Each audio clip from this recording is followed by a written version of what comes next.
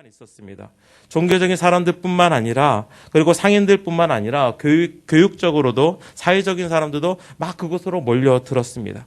즉 여러 다른 배경에서 온 다양한 사람들이 그 도시에 몰려들었던 것입니다.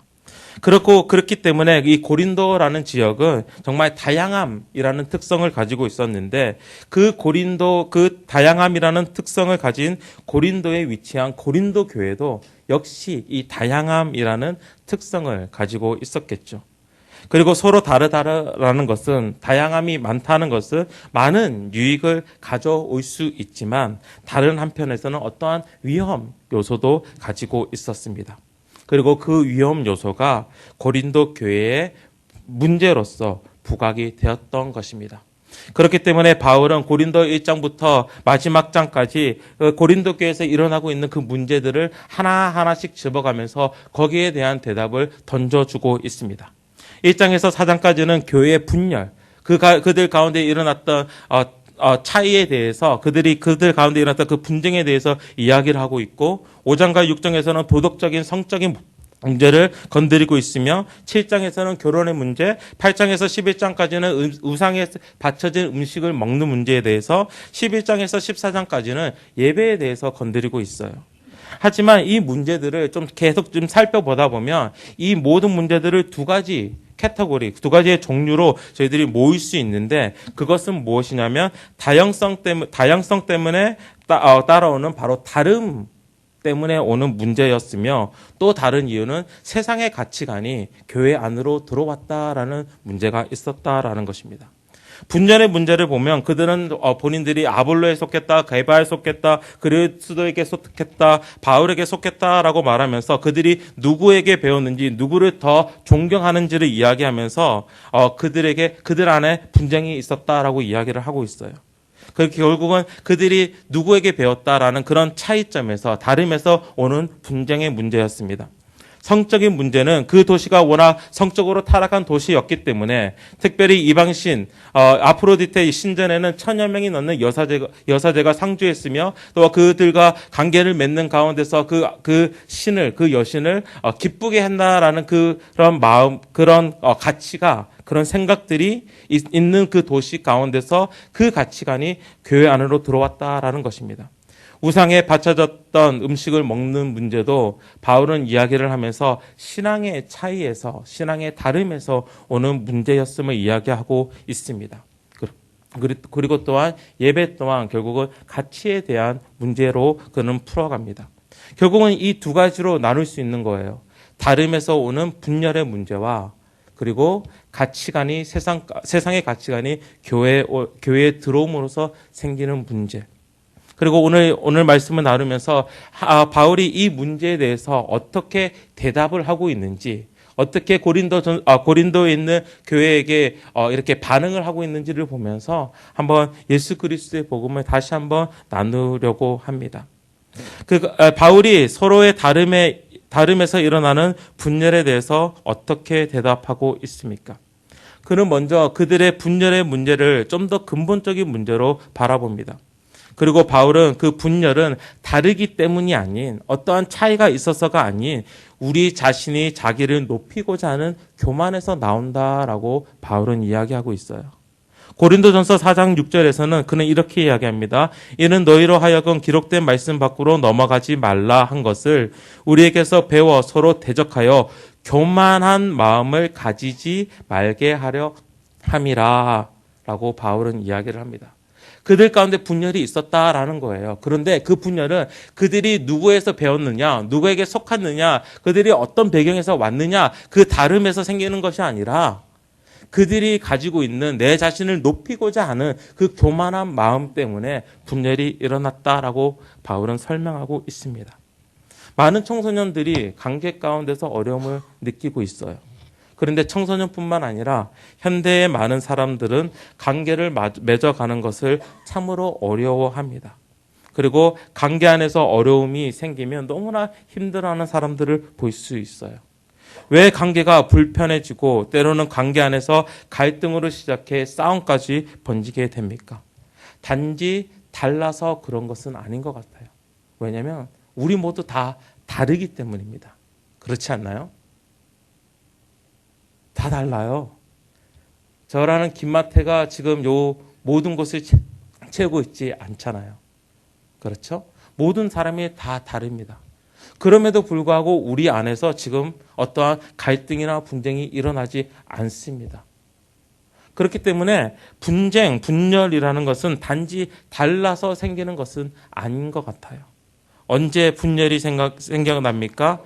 그 다른 가운데서 어떤 한 사람이, 어떤 두 사람이 자기의 그 다름이, 자기의 그것이 옳다라고 생각하면서 자기가 어떻게 보면 남들보다 높아져 있는 그 상황 가운데서 의견을 내고, 그리고 또한 다른 사람은 내가 생각하기에는 내가 다르기 때문에 또한 그 의견을 내는 가운데서 자신 또한 그 교만한 가운데서 그 두 의견이 부딪혔을 때 생기는 것이 바로 분쟁인 것을 우리는 알 수 있습니다.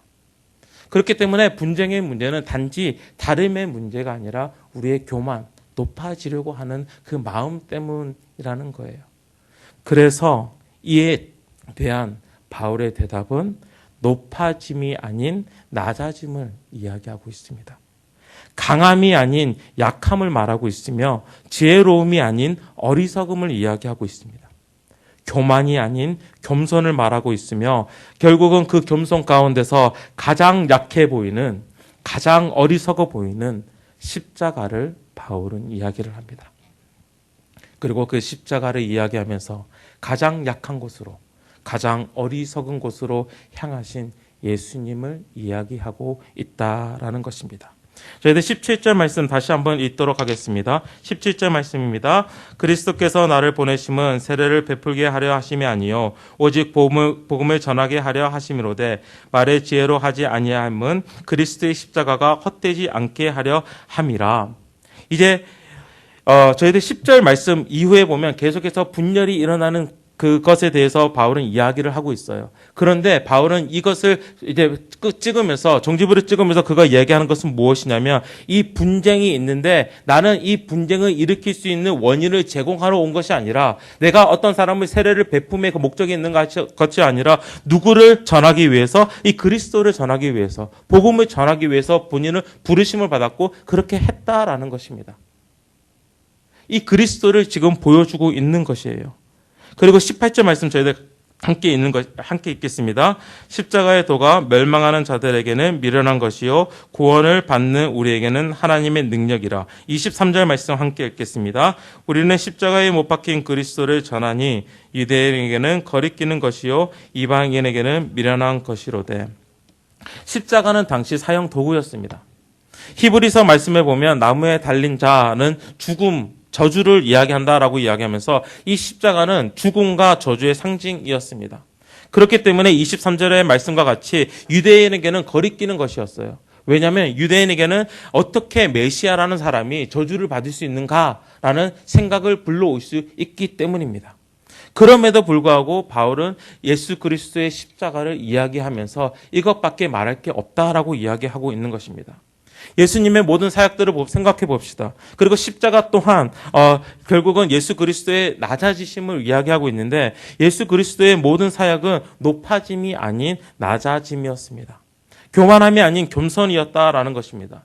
예수님께서 이 땅에 오신 것은 어떠한 교만함을, 잘남을 나타내려고 오심이 아니라 겸손해지심으로써 이 땅에 오신 거예요.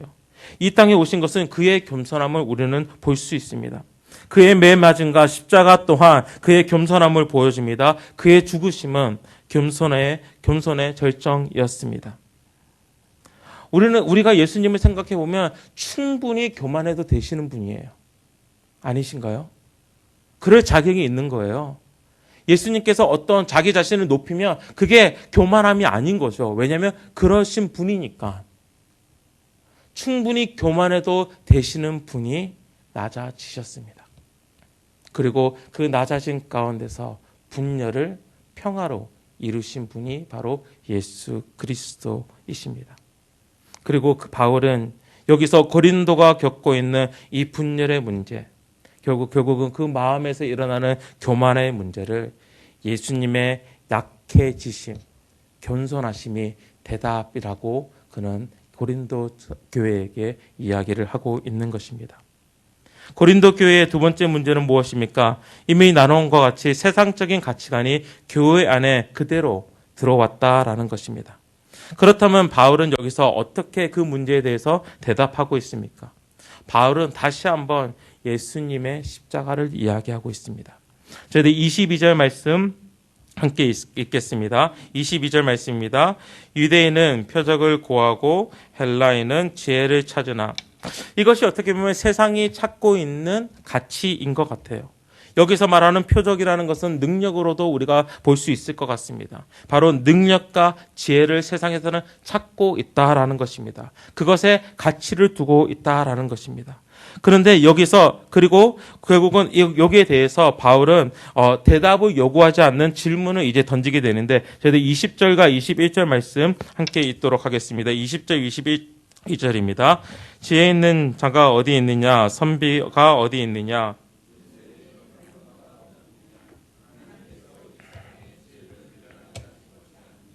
하나님의 지혜에 있어서는 이 세상이 지혜로 하나님을 알지 못하므로 하나님께서 전도에 미련한 것으로 믿는 자들을 구원하시기를 기뻐하셨도다. 여기서 말하는 선비는 학자를 이야기하고 있어요. 그래서 결국은 20절 말씀은 지혜 있는 자가 없다. 그리고 학자가 없다. 변론할 자가 없다라고 이야기를 합니다. 그리고 그 이유는 하나님께서 지혜자를 미련하게 하셨다라고 이야기하시면서 그 앞절에서는 이사야 말씀을 가지고 지혜 있는 자를 패하셨고 청명한 자의 청명을 패하셨다라고 이야기하면서 결국은 이 세상이 말하는 지혜는 가치가 없다라고 이야기하고 있는 것입니다. 사람이 아무리 뛰어난 지혜를 가지고 있더라도 하나님을 알지 못한다라고 이야기하면서 이 세상의 지혜는 아무리 뛰어난다 하더라도 뛰어나지 않음을 이야기하고 있어요. 왜냐하면 하나님조차 알지 못하니까. 우리는 하나님을 알지 못합니다. 왜냐하면 우리는 굉장히 제한적인 인간인데 하나님은 무한하신 분이시기 때문입니다. 우리가 시간적으로도 굉장히 제한되었는데 하나님께서는 영원하신 분이신데 어떻게 인간이 하나님을 알 수 있습니까? 결국은 바울은 여기서 우리가 추구하는, 우리가 가지고자 하는 능력과 지혜, 세상의 능력과 지혜는 아무 가치가 없음을 이야기하고 있는 것입니다. 그리고 여기서 한 가지를 더 붙인다면 이 가치의 문제, 어디에 가치를 두느냐라는 그 문제는 예배의 문제이기도 합니다. 예배를 영어 단어로 표현하면 worship이라는 단어를 쓰고 있어요. 가치라는 단어의 worth라는 단어와 어떠한 것이라는 단어의 ship이 합쳐져서 가치 있는 것을 말하는 것이 예배라고 합니다. 그렇기 때문에 이 가치 있는 것을 붙잡는 행동, 그런 모습들이 예배라고 할 수 있고, 저는 여기서 좀 더 나아가서 우리의 예배를 생각했을 때 그 가치 있는 것에 매료되어서 그 가치 있는 것에 사로잡힌 그 시간이 예배라고 표현을 합니다. 결국은 우리가 어디에 가치를 두고 있는지를 생각해보고, 그리고 우리의 시간과 우리의 돈과 우리의 힘을 거기에 투자하고 있는 그 모습을 보면 우리는 예배하고 있는 우리 자신을 본다라는 거예요. 우리는 그렇기 때문에 세상을 예배할 수 있습니다. 세상에 좀 더 가치를 두고 있다면, 세상에 어떠한 것에 좀 더 우리가 가치를 두고 있다면 우리는 그것을 예배하는 것입니다. 우리가 마치 하나님을 예배하듯이 그것을 예배하고 있다라는 것입니다. 바로 이것이 가치가 보여주는 예배와 연계된 모습인 것 같습니다. 우리는 하나님이 아닌 다른 것에 더욱 큰 가치를 두고 있지 않은지를 우리가 이렇게 좀 점검하기 원하면 우리가 사용하는 시간과 우리의 힘과 그리고 우리의 돈의 방향이 어디에 있는지 보면 우리가 그것을 좀 알 수 있을 거예요. 결국은 바울은 세상이 가치를 두는 이 두 가지, 능력과 지혜를 말하고 있고, 그리고 이 세상의 지혜와 능력은 하나님 앞에서 아무것도 아님을 이야기하면서 결국은 다시금 우리의 가치를 새롭게 보여주고 있는데 그것이 바로 하나님의 능력이 되신 하나님의 지혜가 되신 바로 예수 그리스도를 이야기하고 있다라는 것입니다. 결국은 가장 가치 있는 분은 우리가 가장 집중하고 우리의 시간과 힘을 사용해야 하는 분은 바로 예수 그리스도이심을 바울은 다시금 보여주는 것입니다. 또한 우리가 이 첫 번째 포인트와 두 번째 포인트를 좀 연결해 봤으면 좋겠는데요. 첫 번째 포인트는 분열 가운데서 나타나는 교만에 대해서 말씀드렸고, 이제 두 번째는 이제 가치의 문제에 대해서 말씀드렸는데, 결국은 이 두 가지는 같이 가는 것 같아요. 왜냐하면 우리가 언제 교만해질 수 있습니까? 내가 가치 있는 것이라고 생각하는 것을 소유했을 때 교만해질 수 있어요. 그것이 세상의 것이라면. 내가 가치를 두고 있는 것을 내가 가졌을 때에, 어떠한 능력을 가졌을 때에, 어떠한 힘을 가졌을 때에, 어떠한 지혜를 가졌을 때에 그게 세상의 것이라면 우리는 지극히 교만해질 수 있습니다. 그런데 바울은 그게 아니라라는 것입니다. 다시금 고린도 교회에게 그리고 우리에게 예수 그리스도를 보여주고 있는 것입니다. 다시 한번 17절로 돌아가기를 원합니다. 그리고 다시 한번 읽기 원합니다. 저희들 17절 말씀 읽겠습니다. 그리스도께서 나를 보내심은 세례를 베풀게 하려 하심도 아니요 오직 복음을 전하게 하려 하심이로되 말의 지혜로 하지 아니함은 그리스도의 십자가가 헛되지 않게 하려 함이라. 바울은 분열된 고린도 교회에게 자신이 고린도 교회에 갔었던 이유를 다시금 이야기하고 있는 것입니다. 그 이유는 복음을 전하기 위함이었다라고 말하고, 그리고 그는 분명히 고린도 교회에서 1년 6개월을 머물면서 복음을 전했습니다. 그럼에도 불구하고 고린도 교회에서 분열이 있었습니다. 마치 혜인이가 큐티를 하고 나서 당장 그 모습이 달라졌듯이 우리 또한 하나님의 말씀을 알고 있는 그 가운데서 깨닫는 그 삶을 살아가기를 원하는 가운데서도 세상의 것을 따라가는 것 같이 고린도 교회 또한 그 문제를 가지고 있었습니다. 그런데 그 문제를 가지고 이 바울은 지금 17절에서는 어떻게 표현하고 있냐면 그 모습들이 그리스도의 십자가가 헛되게 만든 행동이라고 이야기하고 있는 것입니다. 이 표현을 영어적인 표현으로는 십자가의 능력이 비어졌다라는 표현을 쓰고 있어요. 십자가의 능력이 사라졌다라는 것입니다. 십자가의 능력이, 그들을 구원하는 능력이 분명히 그들 가운데 있었고 그들 가운데 변화를 주었는데, 이제 그들의 삶을 보니까 정말 하나님 그 십자가의 능력이 비워진 그런 행동들을 하고 있다라고 이야기를 하고 있고, 결국은 이 비어진 십자가의 능력을 다시금 바울은 선포함으로써, 저희들 고린도전서 말씀을 보면 계속해서 이 십자가 그 복음에 대해서 계속 반복해서 말씀하고 있거든요. 결국은 이 비어진 십자가의 능력을 채우기 위해서 이 십자가의 능력을 계속해서 반복하면서 선포하고 있다라는 것입니다. 그렇기에 바울은 고린도 교회가 겪고 있는 문제에 대하여 근본적으로 접근하면서 그 해결책을 내어놓는데, 비어진 십자가의 능력이 비어졌으니까 결국은 그것을 십자가의 능력으로 채우려 하는 그 바울의 모습이 있다라는 것입니다. 그런데 이것은 단지 우리가 예수님처럼 너희도 행동하라라는 말은 아닌 것 같아요. 예수님을 우리가 모델로 삼아서 예수님이 낮아지셨던 것처럼 너희들도 낮아져서 분쟁이 없게 하라, 그 말씀은 아닌 것 같아요. 분명히 우리가 예수 그리스도를 닮아가는 모습은 분명히 있는 것은 분명합니다. 그렇지만 여기서는 좀 더 나아가는 것 같아요. 예수님을 모델로 삼고 너희들도 그렇게 행동하라라고 이야기하면 어떠한 지침서 같습니다. 예수님의 모습이. 그렇지 않나요? 그런데 아무도 예수님처럼 할 수 없어요. 아무도 예수님처럼 그 영광을 가지고 있는 그 가운데서 내려올 수 없습니다. 아무도 예수님처럼 겸손하는 그 가운데서 십자가를 질 수 없습니다. 고린도전서 15장 10절에서는 바울은 이렇게 이야기를 합니다. 그러나 내가 나된 것은 하나님의 은혜로 된 것이니 내게 주신 그의 은혜가 헛되지 아니하여 내가 모든 사도보다 더 많이 수고하였으나 내가 한 것이 아니요 오직 나와 함께 하신 하나님의 은혜로라. 예수님을 닮아가는 것은 참 중요합니다.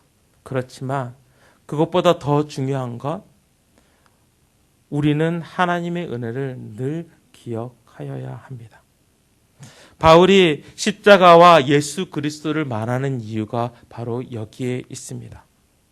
십자가의 능력을 따라가는 것을 노력하는 것보다 오히려 그 십자가를 통해서 우리에게 베풀어 주신 그 하나님의 은혜에 다시 한번 빠져라라는 것입니다.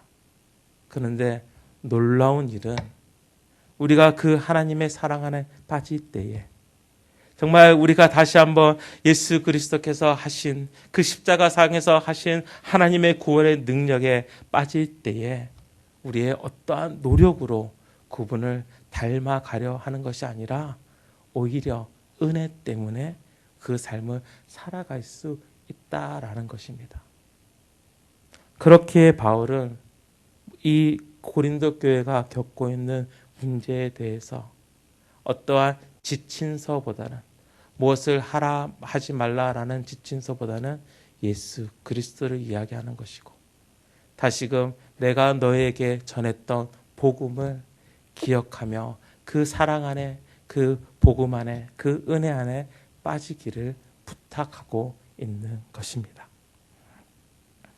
예수님처럼 살려고 노력하면 안 될 것 같아요.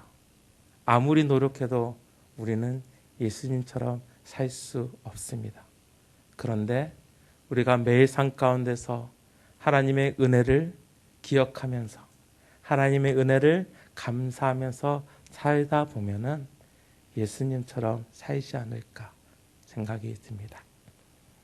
결국은 그 은혜를 다시 한번 기억하시고 그 은혜를 다시 한번 감사하시면서 오늘 하루를 살아가시는 하나님의 거룩한 자녀 되시기를 주님의 이름으로 축원합니다. 우리 함께 일어나셔서 하늘에 나는 사도 함께 찬양하시겠습니다.